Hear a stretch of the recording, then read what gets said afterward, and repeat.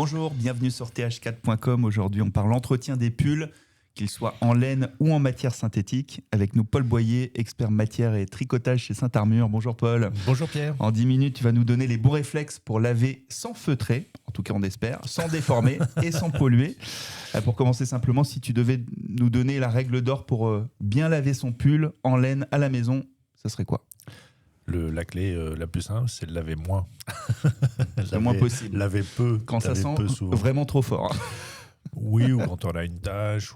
Voilà. Mais en fait, la laine, c'est des cheveux. Et plus on les lave souvent, et plus ça a tendance à les abîmer. Donc c'est vrai que laver peu. En fait, la laine ne garde pas facilement les odeurs. Donc aérer un pull, le laisser poser sur une chaise ou sur un... On appelle ça les trucs pour mettre les vêtements. Là, on a ça avant. Un valet, voilà. si on le laisse la nuit comme ça, le lendemain, souvent on peut le remettre. Et puis après, des pièces de dessus, des bonnets, des écharpes, ça se lave une fois par saison, typiquement. Sauf si on fait une tache. Donc tant que c'est pas taché, et s'il n'y a pas d'odeur, il n'y a aucune raison de... Quand on a un bébé qui vomit dessus, mais il faut le laver.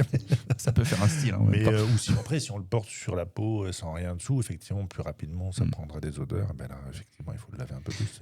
Et dans ces cas-là, le laver avec une lessive laine, un programme laine, un peu comme les cheveux, on les lave avec un shampoing. Là, on va faire attention à la manière de le laver. Tu parles de programme, mais est-ce que ce serait pas mieux un lavage à la main, finalement ?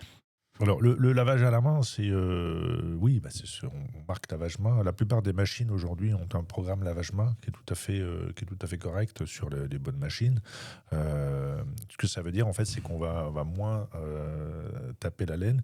Il faut pas non plus, il faut pas faire un programme coton parce que ça va plus abîmer la matière qu'un programme main sur une machine. Mais on peut tout à fait, la laine se lave très bien avec un programme main à machine.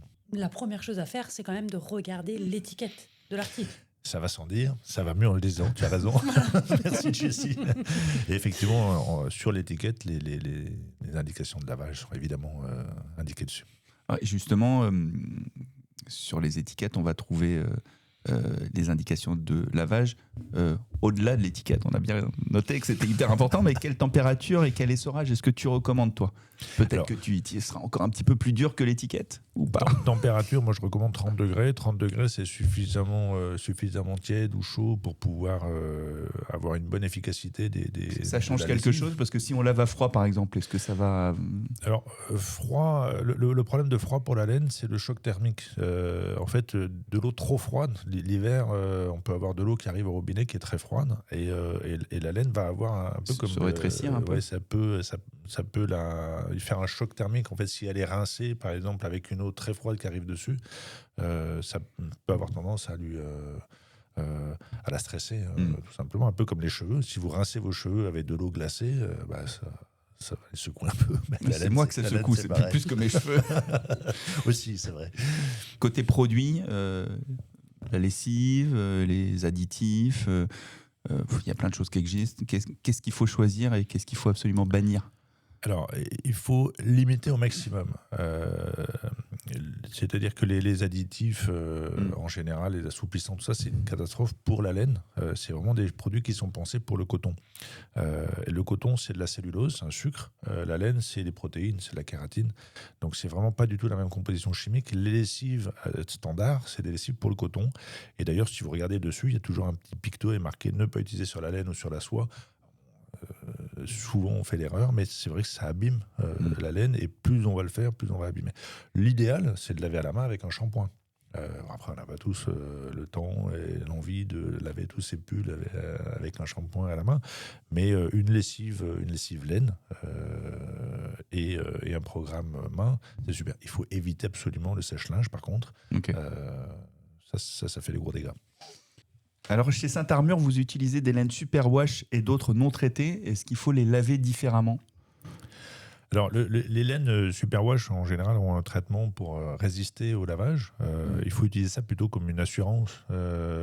Mais toutes les laines, il faut les laver avec soin, avec amour aussi, avec une lessive laine. Et voilà. Et on a la plupart de notre gamme qui n'est pas du tout sur des laines superwash. Donc, on a besoin de faire attention à la manière dont on lave les laines. C'est vrai qu'un vêtement Saint-Armure en 100% mérinos super fine, c'est sûr que si on le met dans une lessive coton à 60 et qu'ensuite on le passe au sèche-linge, le résultat n'est pas garanti. Des vêtements pour poupée, oui,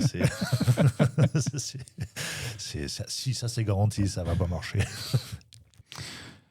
Sur pas mal d'étiquettes, on voit, c'est souvent noté nettoyage à sec uniquement. Est-ce que c'est une vraie précaution, c'est un vrai truc, ou est-ce que c'est juste vous pour vous couvrir, pour éviter les retours clients? Pas trop sur les étiquettes Saint-Armure, justement, parce qu'on n'est pas trop fan de ça. Donc le nettoyage à sec, non, on ne conseille pas. La laine, ça se lave à l'eau en faisant effectivement attention, comme les cheveux se lavent avec de l'eau et du shampoing. Après le lavage, le séchage. Alors, le séchage, pour pas se retrouver avec un pull qui fait 2 mètres de... Alors, le séchage, c'est vraiment là qu'on fait les gros dégâts en lavage. Donc, le séchage... Il y a plusieurs techniques. En sèche-linge, surtout pas. Oh non, ça on oublie. Séchage à plat, ça marche? Alors, le séchage à plat, ça marche très bien. Si on est pressé, parce que la laine peut contenir énormément d'eau. C'est vraiment une des propriétés de la laine, c'est de cette capacité à absorber de l'eau. Alors, comment est-ce qu'on peut faire? On met une serviette dessous ou... Alors, quand on est pressé, on le met, en fait, on peut mettre un pull entre 2 serviettes. Des fois, quand on est en voyage, à l'hôtel, etc., on prend 2 serviettes, on met le pull entre les 2 serviettes, on le tourne pour absorber un maximum d'eau. Et ensuite, on le met devant un ventilateur pendant quelques temps. Et ça permet de sécher très vite, sans faire de dégâts. Mais sinon, à la maison, sur un tankard-vide, on dépose un pull à plat et il va sécher. Effectivement, ça prend un petit peu de temps, mais ça permet de garder on le remet en forme à la sortie de la machine pour lui donner sa forme, puisque la laine, elle va prendre la forme qu'on lui donne. Et ça va permettre de gérer... d'avoir un pull longtemps comme ça. Mais c'est vrai que moins on lave souvent, mieux c'est pour le pull. Même si on respecte tout à la lettre, est-ce qu'un pull peut quand même rétrécir? Toutes les matières bougent à chaque lavage. Un pull, même un t-shirt en coton basique va bouger. Un pull en laine aussi. Il va avoir tendance à perdre souvent plus dans la longueur. Et après, quand on le porte, il va reprendre cette manière de s'adapter en fait à la personne qui le porte. De la laine, on l'a régulièrement pour tous les articles. Et c'est vrai que ça va avoir tendance à rétrécir. Alors, on utilise des laines qui bougent quasiment pas. Nous, sur les tests qu'on fait, on est vraiment très très en dessous des tolérances. Sur la maille, la tolérance, c'est 5%. Mais 5%, c'est beaucoup. Sur un pull de 70 cm, ça va faire 3 cm. Donc, c'est quasiment une taille sur la longueur. Donc, on travaille pour être très en dessous de ces critères-là. Pour finir, si on devait retenir un seul geste simple après cet épisode, ça serait quoi? Ton geste préféré? Lavez-moi. Lavez-moi. Merci Paul pour toutes ces explications très concrètes. On repart avec des gestes simples pour garder nos beaux pulls plus longtemps. Voilà, à très vite sur th4.com avec un nouvel épisode.